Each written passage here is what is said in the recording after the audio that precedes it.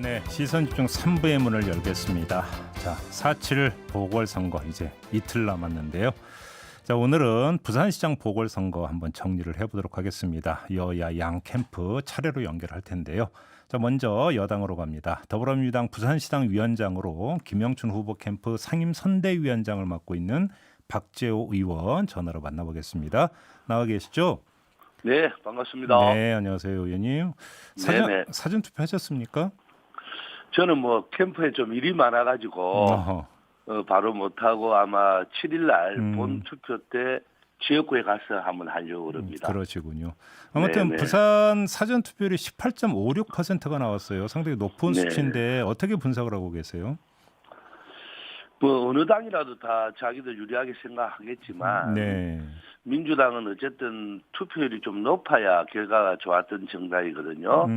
그 사전 투표율도 높은 만큼 우리 당 김영춘 후보가 좀 유리하지 않겠나 생각도 하고요. 네.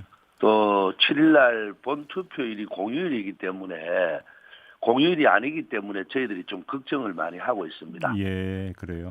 근데 이 18.56이라는 사전 투표율이 서울은 21.9이니까 여기보다는 한 3%포인트 좀 낮은데 이건 또 어떻게 해석을 하시는지 궁금하네요.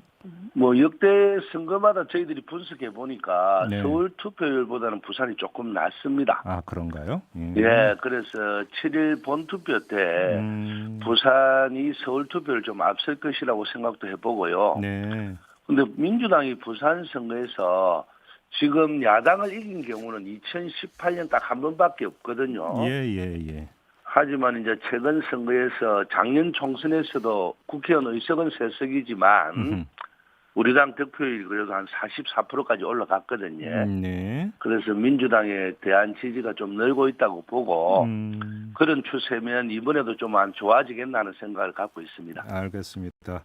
어제 캠프에서 국민의힘 박형준 후보와 관련된 여러 가지 의혹을 6대 의혹으로 정리를 하면서 네네. 오늘 오후 4시까지 명확하게 해명하고 시민 앞에 사죄하지 않으면 수사기관 고발을 포함한 모든 법적 조치로 책임을 묻겠다 이렇게 밝혔는데요. 네네. 시한까지 이렇게 못 박아서 요구한 특별한 이유가 있습니까? 아니 이제 부산 사람들이 사실로 자기가 좀 인정을 하고 네. 또 진실을 밝혀내면 부산은 그런 걸 또 그렇게 용서하는 특징이 있거든요. 네. 그런데 어쨌든 박영준 좋은 일가의 부동산 거래가 99년부터 2021년까지 총 61채나 있었어요. 네. 그래서 추정액만 해도 한 150억 정도 된다고 알고 있거든요. 그래서 저희들이 이걸 계속 추적을 해보고 밝혀보니까 저희들은 수사기관이 아니니까 증거는 완전히 명확하지 않지만 네. 이걸 보니까 너무 심하다. 그래서 이래갖고 부산의 심판을 받는다는 거는 공당의 후보로서 문제가 있다. 그러니까 이걸 좀 진실되게 밝혀주라. 이런 뜻에서 저희들이 어제 기자회견을 했습니다. 그런데 그럼 고발 말고 또 강구할 수 있는 법적 조치가 있습니까? 법적 조치는 이제 위정제도 있고 토론할 때 이제 말씀을 자기들은 관계가 없다 했으니까 네. 그런 것도 있고 또 고발 조치를 하고 여러 가지 한번 저희들도 여러 가지 생각을 하고 있죠. 아, 그래요? 네네. 알겠습니다. 지금 근데 또 박영준 후보 측에서는 김영춘 후보가 소유한 서울 아파트의 전세 보증금을 14.5% 인상한 거 이걸 가지고 사퇴 요구를 했던데 이걸 어떻게 받아들이십니까? 그거는 말이 안 되는 이야기인데요. 어제 이제 김영춘 후보의 서울 광장동 아파트에서 2020년 2월까지 살던 세입자가 인터넷에 글을 올렸잖아요. 이분에게 전세금을 올리지 않고 계약을 연장해 줬고 이분이 집을 사서 나가자 새로운 세입자와 시세보다 최고 1억 5천이나 산가에 계약을 했다는 내용인데요.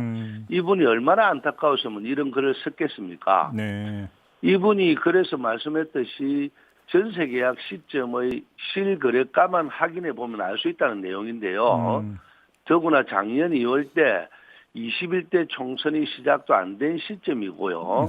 총선 결과도 모르고 미리 미래의 21대 국회가 법을 개정할 수 없는 상황이었음에도 끼워 맞추기 식이고 시민들에게 공격을 하는 그런 입장이었는데요. 억지 주장을 했는데 박영준 후보의 ACT 등 부동산 투기를 피해보려는 손바닥으로 하늘을 가리는 그런 행위가 아니겠나 이런 생각을 갖고 있습니다. 아, 그걸 가리기 위한 것이다. 이렇게 네, 보시는 예, 거고요. 자기들 부동산이 너무 많이 나오니까 네. 뭐 이제 어쨌든 이런 걸 끄집어내서 음, 정확한 확인이나 또 그때 당시의 시세나 이런 걸 이야기도 안 하고 네. 오히려 주호영 의원님 같은 경우는 주변하고 똑같이 안 받으면 욕 들어볼 것 같아서 받았다. 이거는 말이 더 안 되잖아요. 알겠습니다. 그 서로가 남 탓하는 건 아닌 것 같습니다. 그 이제 여론조사 공표금지 기간 들어가기 직전까지 나왔던 여론조사 추이를 가지고 좀 질문을 드리겠는데요. 그러니까 네네. 이 김영춘 후보 캠프 쪽에서는 계속 박형준 후보의 의혹을 계속 끊임없이 제기를 했음에도 불구하고 예. 이게 어떤 여론조사에서 격차가 좁혀지는 현상이 그렇게 두드러지게 나타나지는 않았던 것 같은데 맞습니다. 이거를 어떻게 이런 현상을 어떻게 받아들이고 있어요? 어쨌든 뭐 지금 현재로는 정권 심판이라는 LH 사태나 여러 가지 겹치면서 예. 부산에도 이제 한 그런 여파가 좀 큰 것 같고요. 음흠. 초반에는 그렇게 계속 이제 우리가 아주 불리하게 시작을 했는데 예.